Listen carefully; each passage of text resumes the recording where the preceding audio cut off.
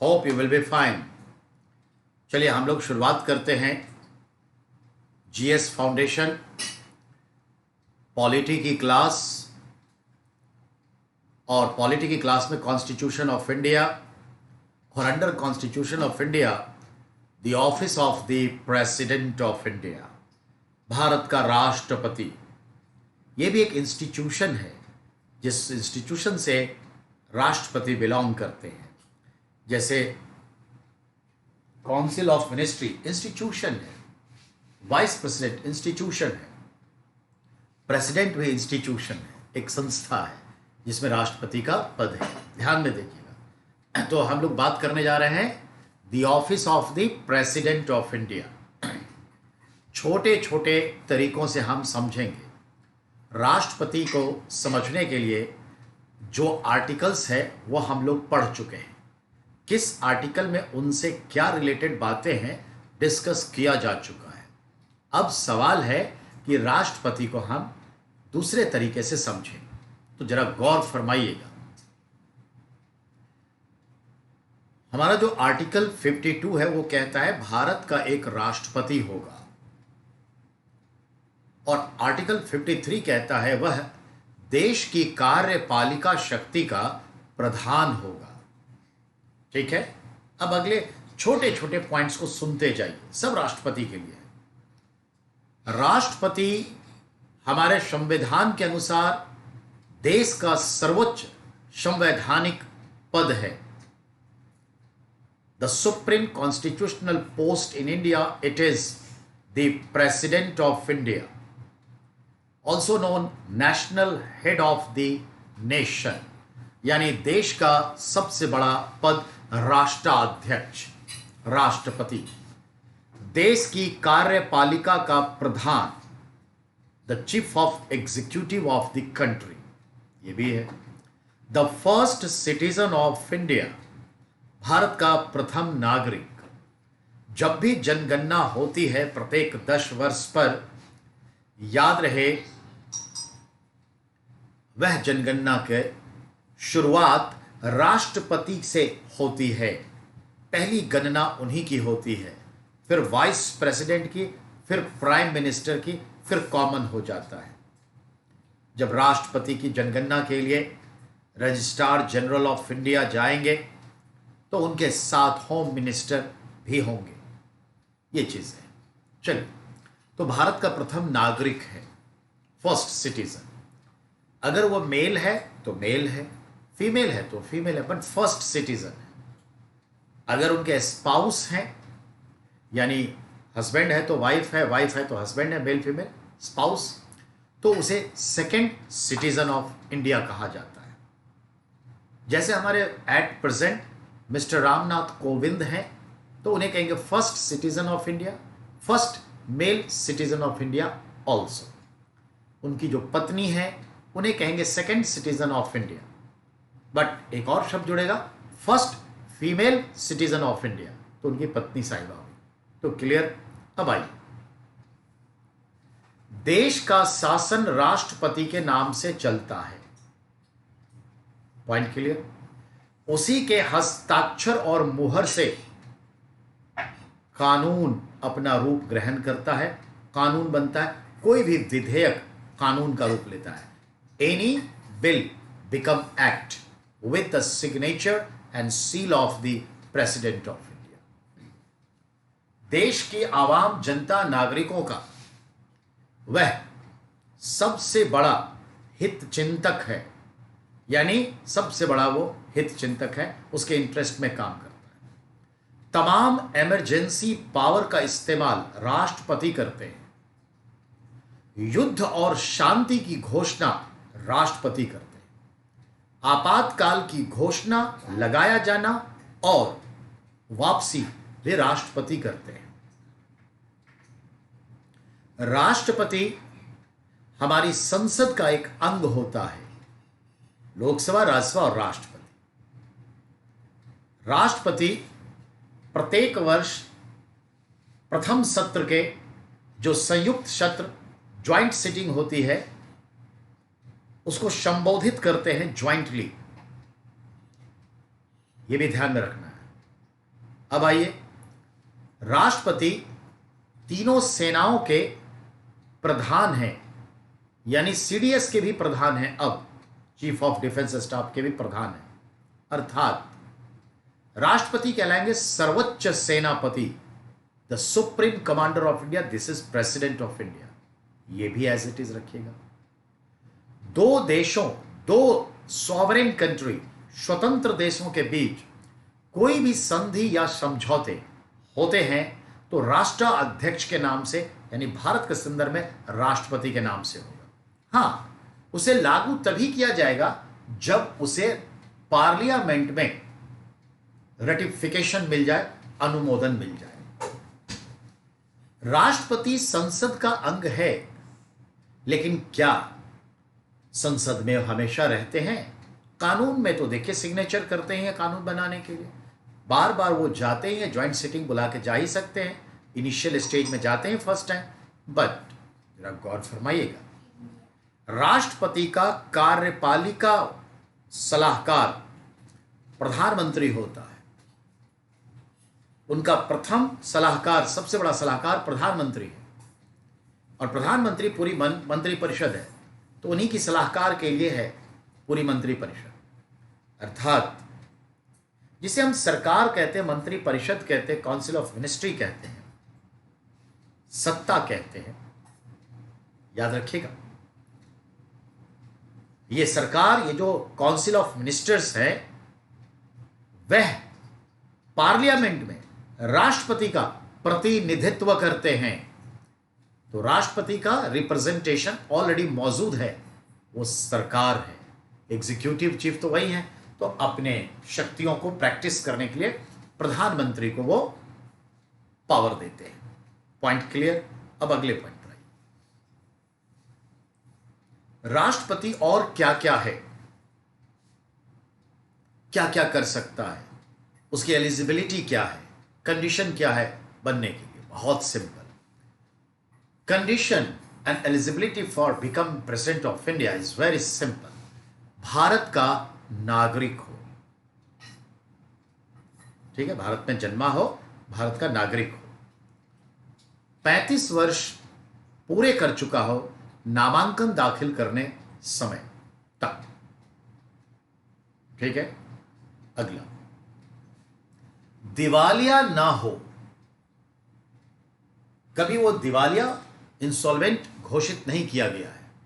मतलब ये कि अगर वो इससे पहले कभी किसी गवर्नमेंट जॉब में, प्राइवेट जॉब में, किसी कंपनी में थे और उस कंपनी में घोटाला हुआ है जो इन्हीं की वजह से हुआ हो या इन्हीं के मैनेजमेंट की वजह से, तो ये एक प्रश्न चिन्ह है कि कंपनी नहीं चला सकते तो देश कैसे चलाएं। इसलिए कहते हैं दिवालिया ना हो, must be sound minded, crazy ना हो, पागल ना हो, भारत का नागरिक हो, ठीक है, 35 वर्ष हो।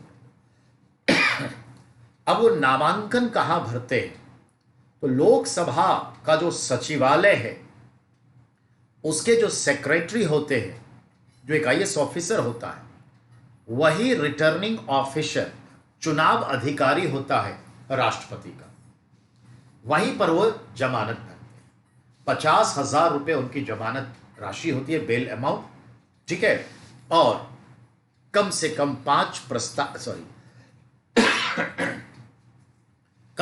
50 प्रस्तावक और 50 अनुमोदक उनके कैंडिडेट के तौर पर जो पर्चा भरते हैं, नामांकन पत्र पर दस्तखत होने चाहिए।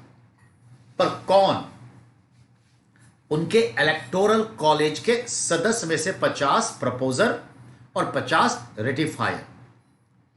सवाल अब आइए, ये क्या है? तो आप सुनिए, राष्ट्रपति के चुनाव में मतदान कौन कौन कर सकता है या करता है? जो भी करता है उस समूह को कहते हैं electoral college of the president of India. Bharat के राष्ट्रपति के निर्वाचन मंडल, इसे कहते हैं इलेक्टोरल कॉलेज। इसमें लोकसभा के सभी इलेक्टेड मेंबर, राज्यसभा के सभी elected member and the all members of the all Vidhan Sabha even state and union territory. अब सवाल है कौन नहीं आया, तो याद करिए लोकसभा में 2 एंग्लो इंडियन जो नॉमिनेट होते हैं वो नहीं, राज्यसभा में जो 12 मेंबर नॉमिनेट होते हैं वो नहीं, कि वो राष्ट्रपति नॉमिनेट करते हैं तो फेवरिज्म आ सकता है, इसलिए वो नहीं करेंगे। और प्रांतों में जो एक एंग्लो इंडियन का है चक्कर, उससे कोई मतलब नहीं।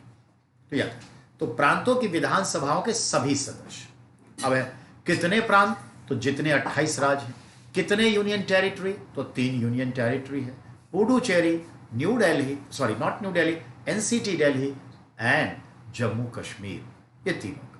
अब सवाल, अगर चुनाव के वक्त किसी राज्य में राष्ट्रपति शासन लागू है और वहां का विधानसभा डिसॉल्व कर दिया गया है, भंग है, यानी वहां एमएलए कोई है ही नहीं, न सरकार है न एमएलए, सरकार तो है, वो गवर्नर सरकार चलाती है, पर मंत्री परिषद नहीं है, गवर्निंग बॉडी है, तो क्या चुनाव चलेगा या रोक दिया जाएगा? Definitely show is going on, यानी इलेक्शन प्रोसेस चलेगा। उस राज्य के जो नुमाइंदे हुए इलेक्टोरल कॉलेज वाले वो हैं ही नहीं अभी, तो सवाल ही खत्म, तो भाग नहीं ले रहे हैं। 2-4 राज्य भी ऐसा हो जाए कोई फर्क नहीं पड़ेगा, चलेगा। तो ये पॉइंट भी आपका क्लियर हो गया। अब अगले पॉइंट पर आइए। अब अगला पॉइंट क्या है उस पर गौर करना।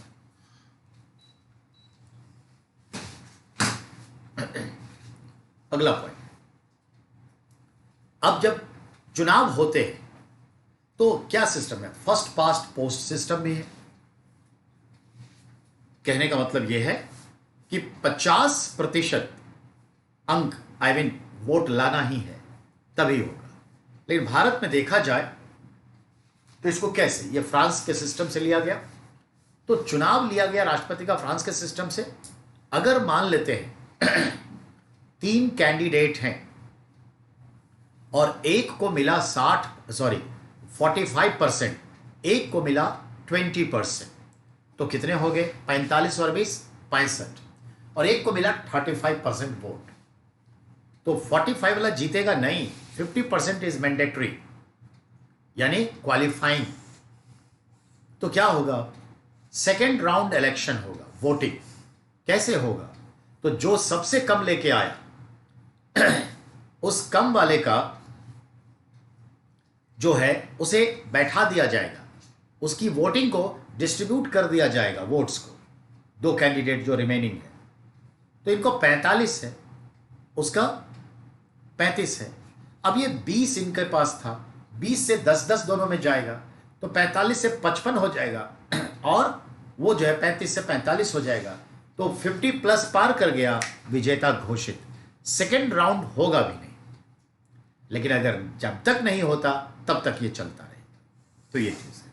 अब आइए, राष्ट्रपति जब बन जाते हैं तो उनको शपथ कौन दिलाता है?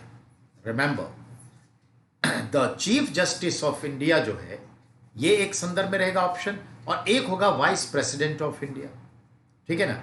इन दोनों में बात उलझ जाती है कि कौन दिलाएगा। तो याद रखिएगा, रूल कहता है कि राष्ट्रपति और उपराष्ट्रपति एक दूसरे को ओथ दिलाते हैं और एक दूसरे को एड्रेस करके रिजिग्नेशन भी देंगे। बात समझ में आई? तो याद रखिएगा, राष्ट्रपति को उपराष्ट्रपति, उपराष्ट्रपति को राष्ट्रपति दिलाते, वो कोई इश्यू नहीं है। अगर वो नहीं है तो सीजेआई दिलाएंगे, सीजेआई नहीं होंगे तो जो सीनियर मोस्ट होंगे ऑटोमेटिकली वो सीजेआई के तौर पे आ जाएंगे, वो दिलाएंगे, वो इश्यू नहीं है। अब सवाल है, राष्ट्रपति के वेतन और भत्ते मालूम ही है 5 लाख अब हो गए हैं, ठीक है, मंथली सैलरी। और ये कहाँ बर्डन होता है? तो consolidated fund of the central government, ठीक है, डिसाइडेड बाय द पार्लियामेंट, तो संसद तय करती है और केंद्रीय संचित निधि पर भारित होता है। राष्ट्रपति के वेतन में कटौती नहीं होती सिवाय फाइनेंशियल इमरजेंसी के, तो ये याद रखिएगा।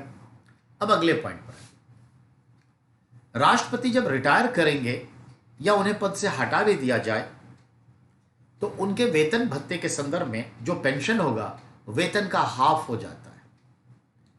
और रिटायर करने के बाद उनके पूछने के अनुसार जहां वो कहते हैं वहां उनको 2000 गज में, जिसमें 1200 गज पर मकान बना के बाकी गार्डनिंग करके, एक प्यून ऑर्डरली जो उनके लिए ऑर्डरली काम करे, और एक कार एम्बेसडर और उसका पायलट ड्राइवर, उनको आजीवन जब तक जिंदा रहेंगे वो मिलेगा। वाइस प्रेसिडेंट को 1200 गज में जमीन में 800 गज में मकान और एज इट इज मिलता है। वो कोई इश्यू नहीं है, कोई सवाल नहीं आपसे पूछता है। राष्ट्रपति को अगर पद से हटाना हो तो क्या करें, और अगर वो खुद हटना चाहे तो कोई भी राष्ट्रपति अपना त्याग पत्र उपराष्ट्रपति को एड्रेस करके दे सकता है और पद से हट सकते हैं। पर अगर उन्हें पद से हटाना हो तो उसके लिए तरीका है, अगर राष्ट्रपति कदाचार में लिप्त है, अक्षम हो गया है, यानी अनकैपेबल हो गया है, फेवरिज्म करते हैं, पद के अनुकूल आचरण नहीं करते, not behaving properly as their post and protocol, in that respect can be removed from the post. The proposal of remover will consider what impeachment, महाभियोग। महाभियोग चलाने का हक सिर्फ पार्लियामेंट को है और किसी को नहीं। अब ये पार्लियामेंट कैसे चलाई, तो रूल कहता है लोकसभा राज्यसभा में से किसी भी सदन में राष्ट्रपति के उसको पद से हटाए जाने के संदर्भ में एक प्रस्ताव किसी भी सदन में लाया जा सकता है सदस्यों के द्वारा, जिसे हम महाभियोग का प्रस्ताव कहते हैं, इंपीचमेंट प्रपोजल। इसके लिए उस सदन के कम से कम आधे संख्या के प्रस्ताव से लाया जा सकता है। तो अगर राज्यसभा में पहले लाना है तो 245 का आधा, यानी मान लीजिए कितना, तो 123 कम से कम सांसद इस पे हस्ताक्षर करें और वो राज्यसभा में आ गया। लंबी बहस होगी, जितनी भी बहस होगी, राष्ट्रपति को बहस में आने का पूरा अथॉरिटी है। अगर वो नहीं आते तो अपनी तरफ से किसी को भेज सकते हैं, लेकिन वो कोई वकील नहीं होगा, वो मेंबर ही हो जो उनके लिए काम करे, अपनी बात भी रख सकते हैं। और जब ये प्रोसेस चल रहा होता है, राष्ट्रपति अपने पद पर बने रहेंगे, अपनी बात रख सकते हैं। अगर उसे पास कर दिया 2/3 बहुमत से, एब्सोल्यूट मेजॉरिटी से राज्यसभा ने, तो वह अब प्रस्ताव लोकसभा में जाएगा। लंबी बहस, राष्ट्रपति आ सकते हैं, अपना प्रतिनिधि भेज सकते हैं, अपनी दलीलें रख सकते हैं, और लंबी बहस के बाद फिर वोटिंग होगी। और वोटिंग अगर 2/3 से, एब्सोल्यूट मेजॉरिटी से लोकसभा में भी पास हो गया तो याद रखिएगा, उन्हें उनके पद से हटा हुआ मान लिया जाएगा कि उन्होंने पद त्याग कर दिया। उसके रेजिग्नेशन का इंतजार नहीं, मान लिया जाएगा। लेकिन शर्त है, किसी भी हाउस में शुरू होगा, दूसरे हाउस में जाएगा, और शर्त है कि दोनों हाउस से with in 1 session must be passed impeachment bill, यानी दोनों हाउस से एक ही सत्र के दौरान इसे पारित करना अनिवार्य है पद से हटाने के लिए। राज्यसभा ने मॉनसून सेशन में, तो विंटर सेशन में पास कर दिया, लोकसभा वो प्रस्ताव खत्म, नो वैलिडिटी, खत्म। तो ये इंपॉर्टेंट, ठीक है। और जैसे ही पास हो गया, देन एंड देयर मान लिया गया, राष्ट्रपति ने पद छोड़ दिया, और यह भी मान लिया गया कि उपराष्ट्रपति ने पद ग्रहण कर लिया, इंचार्जशिप ले लिया, कार्यवाहक राष्ट्रपति वो हो गए, ये भी मान लिया जाएगा, ठीक है। यही है, आज तक भारत के किसी भी राष्ट्रपति महोदय को, महामहिम को इस तरीके से नहीं हटाया गया है। तो ये भी पॉइंट आपका क्लियर। अब इससे अगले पॉइंट में चलिए, उसको भी देखें हम लोग। अब अगले पॉइंट पर क्या, तो महाभियोग की प्रक्रिया तो आप जान गए, ठीक है। अब आइए, राष्ट्रपति के क्रम के हिसाब से अगर हम देखें तो हमें याद रखना है, यहां से छोटे लेवल के सवाल आ जाते हैं, दिल्ली पुलिस वगैरह अन्य जगह भी आते हैं।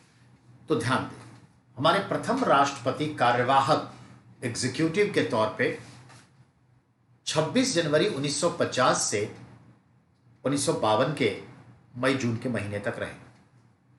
लगभग 2 साल आप कह सकते हैं कि वो रहे, ठीक है। लेकिन जब 52 में इलेक्शन हुआ और पूरा सिस्टमेटिक हुआ तो राष्ट्रपति का चुनाव हुआ विधिवत, और 5 साल तक फिर डॉक्टर राजेंद्र प्रसाद आ गए, और अगला जो 57 में इलेक्शन हुआ फिर वो 5 साल तक के लिए फिर आ गए। इस तरह से डॉक्टर राजेंद्र प्रसाद भारत के प्रथम राष्ट्रपति 2 वर्ष 50 से 52 अंतरिम हुए, और 5-5 वर्ष का 2 कार्यकाल 52 से 57, 57 से 62 भी रहे। कुल मिला के 12 साल रहे, 2 साल आंतरिक रूप से अंतरिम और 10 साल विधिवत रहे। आदमी एक, टेन्योर 2। तो जब कभी भी पूछे प्रथम राष्ट्रपति राजेंद्र बाबू, द्वितीय राष्ट्रपति राजेंद्र बाबू, ठीक है, सेकेंड टर्म फर्स्ट टर्म दोनों टर्म, आदमी एक, तो टर्म 2 और आदमी 1, यह हमेशा मैच करता चला जाएगा। अब आगे आइए, डॉक्टर राजेंद्र प्रसाद के बाद डॉक्टर सर्वपल्ली राधाकृष्णन, जो हम देखें तो 1962 से लेकर के कब तक के लिए रहेंगे, 67 के लिए, और वो 5 साल रहे। वो सेकंड हुए, टर्म के हिसाब से वो थर्ड और पर्सन के हिसाब से सेकंड हुए। यही चीजों को आपको ध्यान में रखना है। उसके बाद आए doctor Zakir Hussain, first Muslim president ऐसे कहा जाता है। 1967 से 69 रहे, ये ध्यान में रखना है। और Zakir Hussain in the post in office death कर गए। तो ऑफिस में डेथ करने वाले राष्ट्रपति यही हुए। क्लियर? अब अगले पॉइंट पर आइए। उसके बाद कौन आए, तो वेंकटगिरी वराहगिरी, वो 1969 से 74 के लिए आए। वेंकटगिरी वराहगिरी, वीवी गिरी। उसके बाद कौन आए, फखरुद्दीन अली अहमद आए, जो 1974 से लेकर के आगे तक आए। उसके बाद कौन आए, उसके बाद आते हैं नीलम संजीव रेड्डी।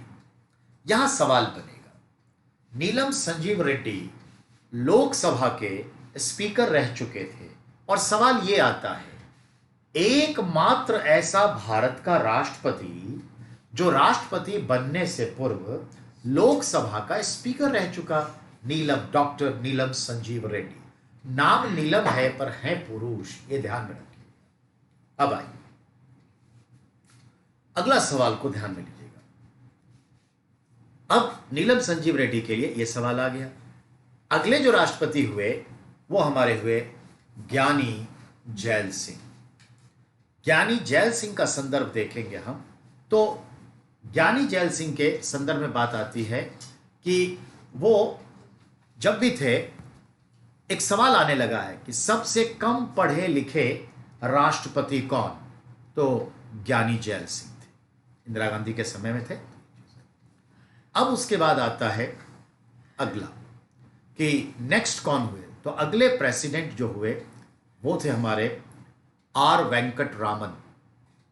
तो आर वेंकट रामन हुए। उसके बाद के प्रेसिडेंट कौन हुए, वो भी 5 ही साल रहे। तो उसके बाद के प्रेसिडेंट आते हैं शंकर दयाल शर्मा। उसके बाद के प्रेसिडेंट कौन हुए, तो नाम आप किसका लीजिएगा,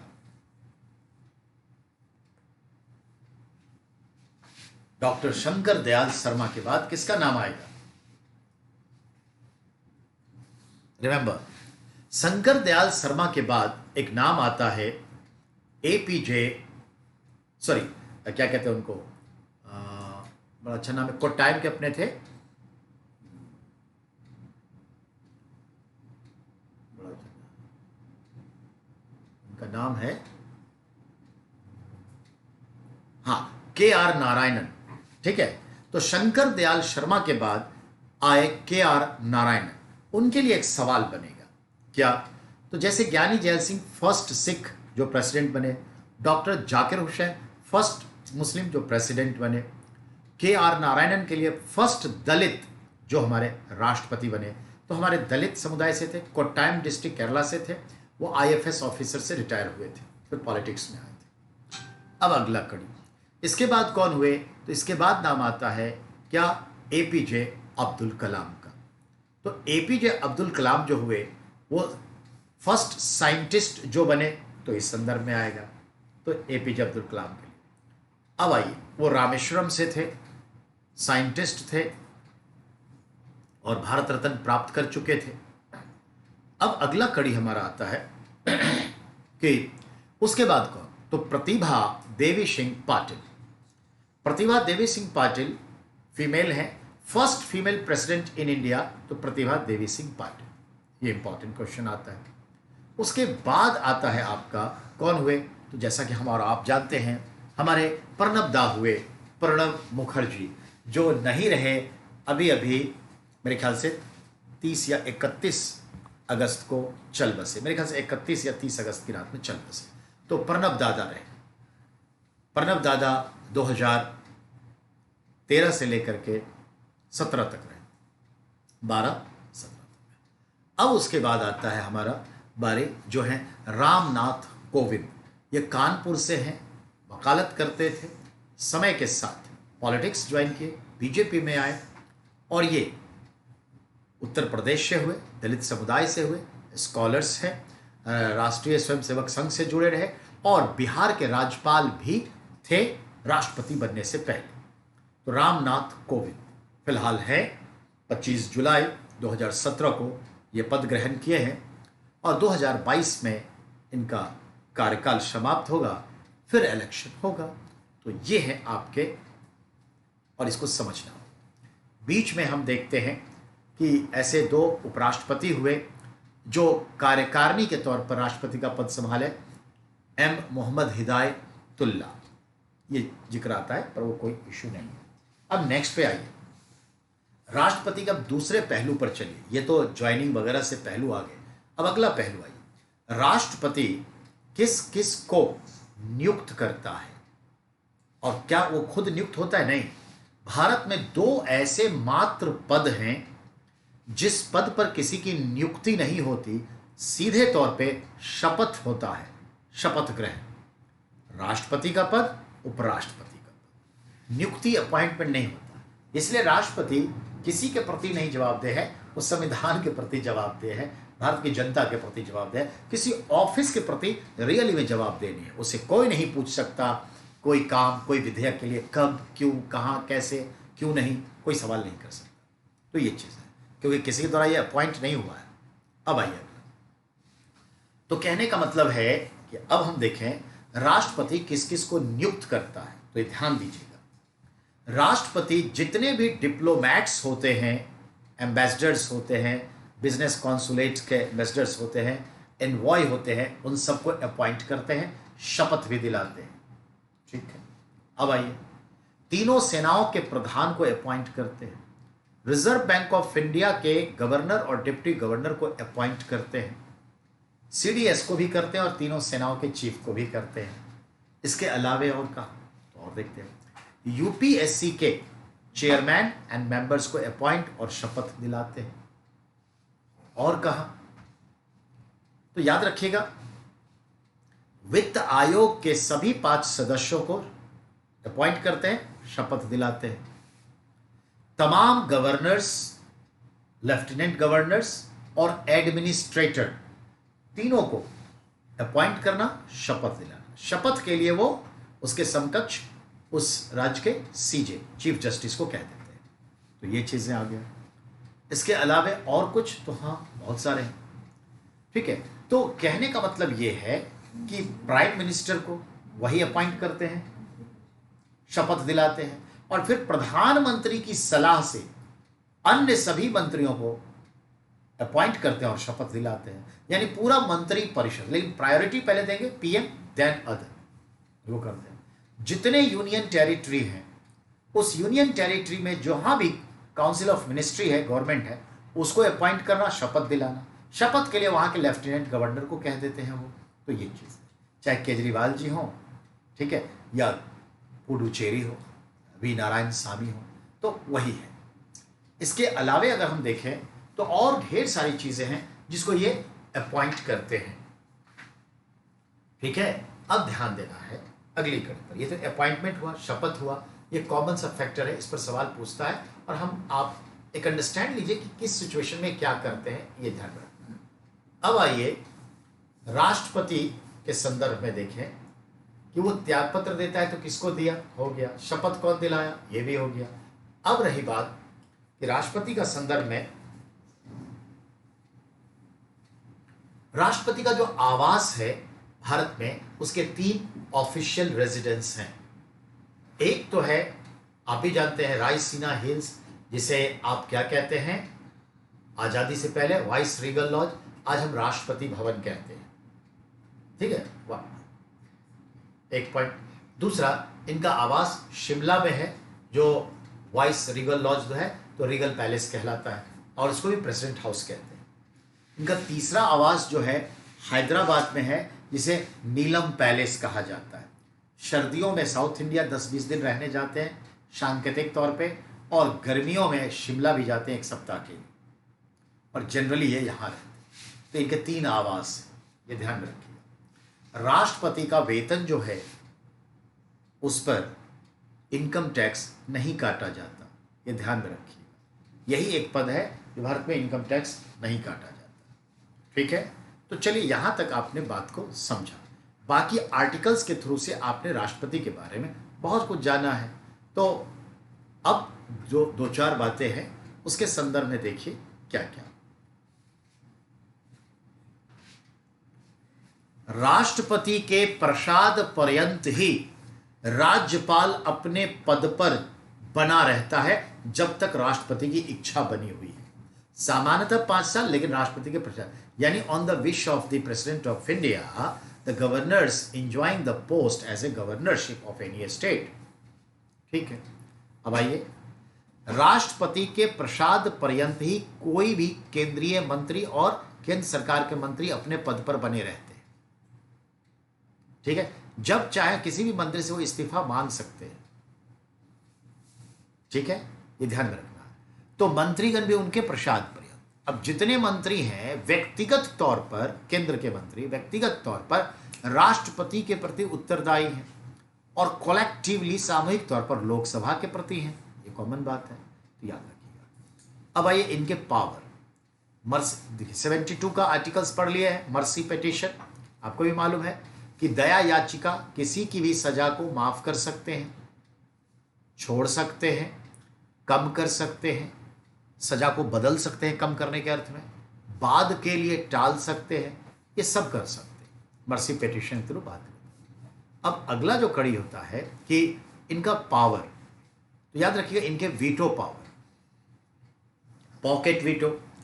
अगर कोई भी बिल संसद से पारित होकर इनके पास कानून बनने के लिए आता है तो क्या कंडीशन है कानून बनने का, तो इनके साइन और मुहर से कानून बनता है, ठीक है।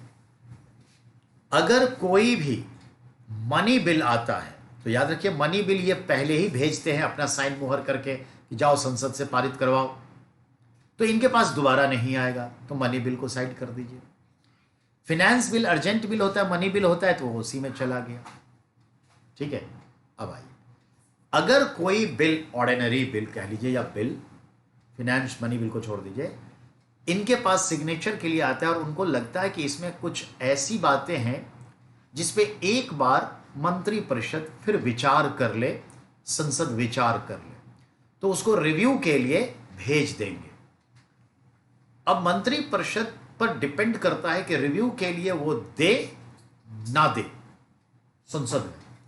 संसद ने एज इट इज दोबारा पास कर दिया, या राष्ट्रपति के इस कंसीडरेशन पे कंसीडरेशन ही नहीं किया, हूबहू उसके पास आ गया, या थोड़ा चेंज करके राष्ट्रपति के पास दोबारा आ गया, तो अब राष्ट्रपति क्या करेगा?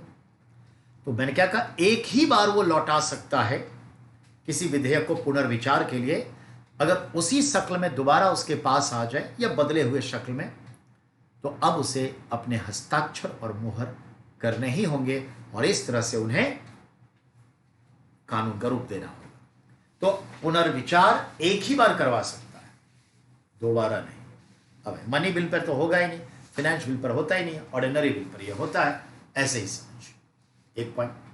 अब अगर आया है विचार के लिए और उसे लग रहा है कि इससे भविष्य में बड़ा संकट उत्पन्न हो जाएगा, अगर हम इसे पुनर्विचार के लिए भेजते हैं तो गवर्नमेंट कंसीडर नहीं करेगी और दोबारा आ गया तो हमें हस्ताक्षर करने पड़ेंगे जो देश के हित में नहीं है, तो ये सोचते हुए राष्ट्रपति उस विधेयक को अपने पास ही रख लेंगे, कभी उस पर सिग्नेचर मुहर डालेंगे नहीं और कोई ऐसा नहीं है जो राष्ट्रपति जी से पूछ ले क्या हुआ, कब करेंगे। यह मान लिया जाता है कि राष्ट्रपति ने इसे अपने पॉकेट में रख लिया है, यानी पॉकेट वीटो। वीटो मतलब ना करने की शक्ति, अथॉरिटी टू डिनाई, पॉकेट में रख लिया है और इसे कहते हैं पॉकेट वीटो। पॉकेट वीटो कब तक? जब तक राष्ट्रपति चाहे, टिल रिटायरमेंट बिल्कुल रख सकता है, कोई पूछ नहीं सकता। तो यह चीज है। जब दूसरा आएगा तो क्या करेगा? या तो साइन करेगा या वो भी छोड़ देगा। तो ये चीज है, समझ आई बात? तो ये ध्यान में रखना है पॉकेट वीटो का। राष्ट्रपति अपनी तरफ से किसी चीज को विचार करने के लिए संसद को बोल सकती है कि इस पर विचार करिए। अक्सर देखते हैं कि राष्ट्रपति जब आते हैं संसद में फर्स्ट स्पीच देने के लिए, फर्स्ट सेशन ज्वाइंट सिटिंग में, तो अक्सर यही चर्चा करते हैं कि इन इन मुद्दों पर आपको विचार करना है, देश में ये मुद्दे हैं, इन सब पर आप लोग विचार करके कानून का रूप दीजिए। देखा आपने, वो विचार दे सकते कि इस पर चर्चा हो, कानून बने। तथा किसी एक मंत्री के विचार को राष्ट्रपति पैरवी कर सकते हैं संसद को कि इस पर विचार किया जाए, यह ध्यान में रखना है। ठीक है, अब आइए मनी बिल का संदर्भ तो हमने पहले बता दिया कि राष्ट्रपति पहले ही हस्ताक्षर मुहर लगा के भेजते हैं क्योंकि वो अर्जेंट बिल होता है और इसको जल्दी से पास करवाना होता है। तो ये चीज ठीक है। अब आइए, किसी भी मंत्री के सहायता से, मदद से, उसके माध्यम से कोई भी प्रस्ताव राष्ट्रपति विचार करने लेता है और सैद्धांतिक रूप में जितने भी प्रस्ताव सरकारी आते हैं पार्लियामेंट में, सभी के सभी प्रस्ताव, प्रपोजल राष्ट्रपति का ही है, ऐसे समझिए। ये भी क्लियर आपका हो गया? तो राष्ट्रपति के बारे में आपने ये बात जान ली। अब थोड़ा सा 3-4 मिनट का एक ब्रेक लीजिए और फिर आगे बढ़ते हैं।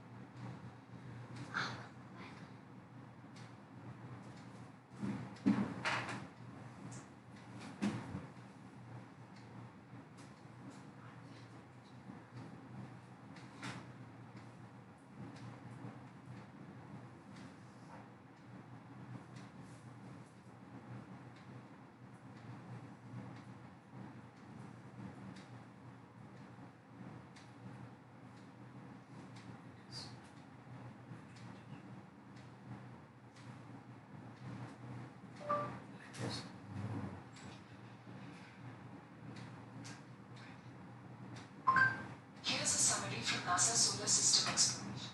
Earth, that is the largest satellite in our solar system. It is larger than Mercury and Pluto.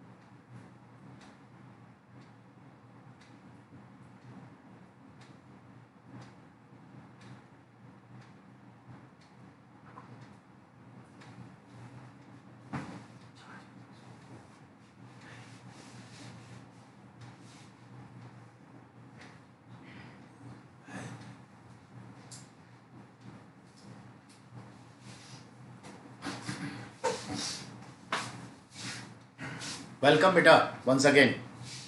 अब हम लोग वाइस प्रेसिडेंट के ऊपर बात करेंगे।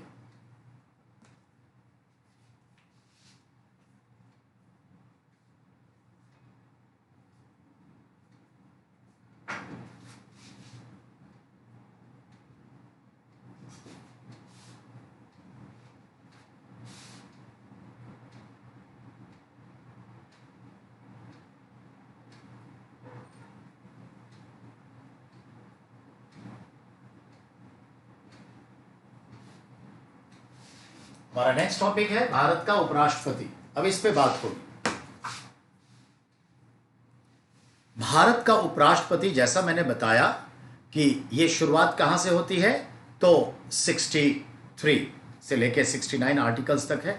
पर अभी आर्टिकल्स में नहीं जाना, थ्योरेटिकली समझिए। भारत का उपराष्ट्रपति का जो पद है वह कहां से लिया गया है, तो हमने अमेरिका से लिया है। उपराष्ट्रपति किस लिए होता है, तो वो राज्यसभा का सभापतित्व करता है, chairing of the upper house Rajya Sabha. कहीं नहीं लिखा है कि उपराष्ट्रपति राष्ट्रपति का सलाहकार होगा, मददगार होगा, असिस्ट करेगा, सहायता करेगा, ऐसा कुछ नहीं। दो ही काम है उसके। क्या? उपराष्ट्रपति का पद के संदर्भ में भारत में इसके दो मुख्य कार्य हैं, राज्यसभा का चेयरिंग, सभापतित्व करना, और जरूरत पड़ने पर कार्यवाहक राष्ट्रपति के रूप में काम करना, एग्जीक्यूटिव एंट्रिम प्रेसिडेंट के रूप में काम करना। ये दो ही है। अब आइए, उपराष्ट्रपति के पद के लिए जो शर्त योग्यताएं हैं, eligibility and condition as it is है। 35 इयर्स एज, मतलब minimum completed at the time of nomination. दूसरा आपका कहता है कि भारत का नागरिक हो, दिवालिया नहीं हो, पागल नहीं हो। ये कॉमन फीचर्स यहां भी हैं।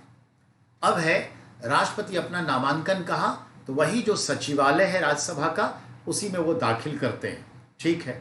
अब इनके यहाँ पर जो है इनके इलेक्टोरल कॉलेज कौन है, यानी निर्वाचक मंडल कौन है जो चुनाव देते हैं, तो इनके निर्वाचक मंडल में हम क्या बोलेंगे, the all members of the Rajya Sabha and Lok Sabha, दोनों हो गए, इलेक्टेड एंड नॉमिनेटेड बोथ। तो ये भाग लेते हैं, ये भी हो गया। इनके लिए भी वही चीजें हैं कि एटलीस्ट इनके जो इलेक्टोरल कॉलेज हैं वो कम से कम 50, ठीक है, ध्यान रखिएगा, 50 प्रपोजर और 50 रेटिफायर होना चाहिए। ये चीजें। अब अगले पॉइंट पर आइए। इनके चुनाव होने के बाद इनका टर्म क्या है, 5 साल का है, जो राष्ट्रपति का टर्म है। Anybody can be repeatedly become the candidate for the president and vice president post, यानी भारत का कोई भी नागरिक जितनी बार चाहे राष्ट्रपति के लिए पद के लिए खड़ा भी हो सकता है, और जीत गया तो बन भी सकता है। ऐसा कहीं कोई नहीं है कि 2 बार के बाद नहीं, ऐसा कोई ट्रेडिशन यहां नहीं है, और ना ही कोई लॉ है, जितनी बार चाहे बन सकते। तो ये चीज है। अब भाई, एक हुए बाबा जोगिंदर सिंह धरती पकड़, जालंधर के कपड़ा व्यापारी थे, और उनको चुनाव लड़ने का शौक था।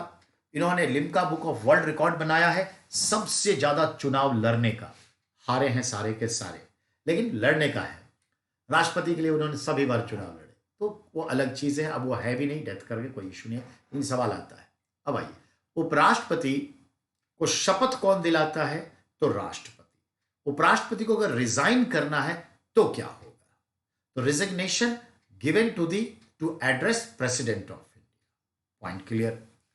अब राष्ट्रपति जब बीमार पड़ जाते हैं, देश से बाहर होते हैं, तो उनके कार्य को एग्जीक्यूटिवली कौन संपादित करते हैं? उपराष्ट्रपति करते हैं। ये भी पॉइंट क्लियर, ठीक है। जब वो कार्यवाहक राष्ट्रपति के रूप में काम कर रहे होंगे तो वो चेयरमैन का काम, राज्यसभा के सभापति का काम नहीं करेंगे। अब इनके वेतन भत्ते जो है वही चीज है, कौन? संसद तय करती है और देश के संचित निधि पर भारित होता है। ये भी क्लियर। अगर इनको पद से हटाने की जरूरत पड़े, if need to be remove from the post, then तो इसको इंपीचमेंट नहीं कहते, इंपीचमेंट लाइक प्रोसेस भी नहीं कहते, तो क्या कहते हैं? इसे कहते हैं कि राज्यसभा और लोकसभा के एक संकल्प प्रस्ताव से इसे पद से हटाया जा सकता है।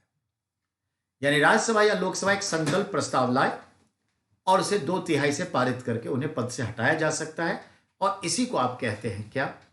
तो ये उपराष्ट्रपति को नहीं हटा रहे हैं, सच पूछे तो राज्यसभा के चेयरमैन को हटा रहे हैं, लेकिन वो उपराष्ट्रपति भी है इसीलिए। अब इनके लिए एक और बात, सवाल ऐसे, इनमें से वह कौन सा पद है जो जिस सदन का वो अध्यक्ष है उस सदन का सदस्य नहीं है? तो हम कहेंगे राज्यसभा का सभापति, चेयरमैन ऑफ द राज्यसभा, क्योंकि उपराष्ट्रपति होते हैं और उपराष्ट्रपति is not member of Rajya Sabha in spite of he is chairman of the Rajya Sabha. ये गुड क्वेश्चन है, अच्छा क्वेश्चन है, ठीक है, ये ध्यान में रखिएगा। जब वो राष्ट्रपति के तौर पे एज ए एग्जीक्यूटिव, कार्यवाहक राष्ट्रपति के रूप में, इंचार्ज के रूप में काम करते हैं, तो उस पीरियड में, जब तक वो इंचार्ज हैं, उस पीरियड में, चाहे 2 महीना, 3 महीना, 1 महीना, 15 दिन, उस पीरियड में वो राज्यसभा का चेयरिंग नहीं करेंगे। उस समय वो वेतन भी लेंगे राष्ट्रपति का, उपराष्ट्रपति वाला वेतन नहीं लेंगे। तो सवाल है, तो कार्यवाहक हैं। अब सवाल यह है कि अगर मान लिया जाए कि वही राष्ट्रपति जो अभी कार्यवाहक है, एक्चुअली उपराष्ट्रपति है लेकिन कार्यवाहक है, और वो राष्ट्रपति के चुनाव में खड़े हो जाए, तो वो उपराष्ट्रपति के पद से पहले रिजाइन देंगे। बात समझ आई? और राष्ट्रपति का इलेक्शन लड़ेंगे, ठीक है। तो chief justice of India executive राष्ट्रपति बन जाता है। ये ट्रेडिशन है, ठीक है। चलिए, अब अगली बात ये ध्यान में रखना है, राष्ट्रपति तो है उपराष्ट्रपति के संदर्भ में, कि उपराष्ट्रपति फिर किस लिए होता है? एक सजावट के लिए। ये बार बार क्वेश्चन आता है। राष्ट्रपति एक सजावट के लिए, उससे ज्यादा कुछ नहीं। पहले उपराष्ट्रपति कौन थे? ये सवाल करेगा। कौन से उपराष्ट्रपति हुए जो पद पर रहते हुए मर गए? ऐसा कोई सवाल कर रहे, ठीक है। तो उपराष्ट्रपति के संदर्भ में कोई ज्यादा क्वेश्चन नहीं आता, ज्यादा कंसंट्रेटेड होता है राष्ट्रपति के ऊपर। उपराष्ट्रपति के ऊपर जो मैंने ये टेक्निकल बातें कही, बस उस पर ध्यान दीजिएगा, वही चीजें आती है। अब आइए, अगर राष्ट्रपति की मृत्यु हो जाती है तो स्वतः उपराष्ट्रपति राष्ट्रपति का कार्यभार संभाल लेता है। यही हमारे यहां व्यवस्था है, ठीक है, ये ध्यान में रखें। अब अगले पॉइंट पर आते हैं। भारत के प्रथम उपराष्ट्रपति सर्वपल्ली राधाकृष्णन हुए। पाठक भी हुए, शंकर दयाल शर्मा भी हुए, बहुत सारे ऐसे हुए। नीलम संजीव रेड्डी तो स्पीकर थे, वहां से बने, तो वो नहीं रहे। तो ऐसे ढेर सारे क्वेश्चन आएंगे, पर हमने कहा उपराष्ट्रपति को ज्यादा तवज्जो देने की जरूरत नहीं है, टेक्निकली पॉइंट पर बस ध्यान देंगे। इलेक्टोरल कॉलेज शपथ कब दिलाता है, रिजिग्नेशन किसको देता है, राज्यसभा का चेयरमैनशिप कौन करता है, वेतन कब कैसे लेगा, तो वो भी बताया कि जब राष्ट्रपति का काम कर रहा है तो राष्ट्रपति का वेतन, ठीक है। अब वैसे जब वो उपराष्ट्रपति हैं तो वेतन जो उनको मिलता है किस हैसियत से, तो राज्यसभा के चेयरमैन की हैसियत से उनको वेतन मिलता है, उपराष्ट्रपति की हैसियत से नहीं। ये ध्यान में रखना है, ठीक है। क्लियर? अब आइए उपराष्ट्रपति के संदर्भ में, ये इंपॉर्टेंट बातें थी। वैसे आप पढ़ते हैं, कहीं भी मसला लगे, हल करने में दिक्कत आ रही है, डायरेक्ट हमें भेज दीजिए, क्योंकि इस पर ज़्यादा कुछ नहीं है। अब जो हम बात करने जा रहे हैं वो हमारा होगा किस पे? Prime minister and council of ministry, दोनों को इकट्ठा करके चलेंगे तो ज़्यादा अच्छा होगा। तो हमारा है अगला क्या? मंत्री परिषद। ठीक है, लेकिन मंत्री परिषद के लिए अगर हम आज लग भी जाते हैं तो बेटा ये पूरा नहीं होगा। क्यों नहीं होगा? क्योंकि वो आधे घंटे से प्लस टाइम ले लेगा, तो पूरा होने से रहा।